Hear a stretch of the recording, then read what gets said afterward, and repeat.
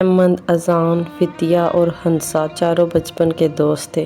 ان کی دوستی عام دوستوں جیسی نہیں تھی، بلکہ یہ ایک دوسرے کی دل کی دھڑکن تھے۔ جہاں ایک کی آنکھوں میں آنسو آتے، وہاں باقی تینوں کے دل بے چین ہو جاتے۔ اگر ایک خوش ہوتا تو باقی سب کی دنیا روشن ہو جاتی۔ ان کی محبت ایسی تھی جیسے کسی کہانی میں جادوئی بانڈ ہو، جو وقت کے ساتھ مضبوط سے مضبوط تار ہوتا جائے۔ بچپن کے خواب۔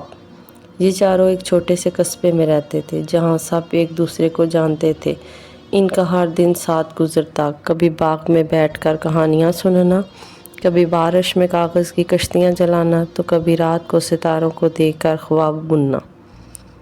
ان کے خواب کبھی ایک جیسے تھے، ہمیشہ ساتھ رہنے کے خواب، ایک دوسرے کے لیے کچھ بننے کے خواب۔ امتحان کا وقت۔ زندگی ہمیشہ آسان نہیں ہوتی، اور ان چاروں کے لیے بھی ایک بڑا امتحان آیا۔ احمد کے والد کی نوکری دوسرے شہر میں لگی اور اسے جانا تھا۔ اذان کے گھر والے بھی کسی اور جگہ منتقل ہونے والے تھے۔ فتیہ اور ہنسا کو ایسا لگا جیسے ان کا دل ٹوٹ جائے گا۔ کیا دوستی کا یہ حسین رشتہ وقت اور فیصلے کی دیواروں میں دب جائے گا؟ محبت کی جیت۔ لیکن ان کی محبت کسی عام دوستی کی طرح نہیں تھی۔ یہ ایک وعدہ تھا، ایک دعویٰ تھا کہ چاہے کچھ بھی ہو جائے، یہ چاروں ایک دوسرے کو کبھی نہیں چھوڑیں گے۔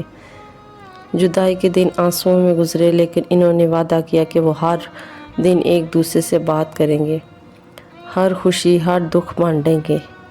سال گزر گئے۔ احمد ایک ڈاکٹر بن گیا، اذان ایک انجینئر، فتیہ نے آرٹس میں مہارت حاصل کی، اور ہنسا ایک مصنفہ بن گئی۔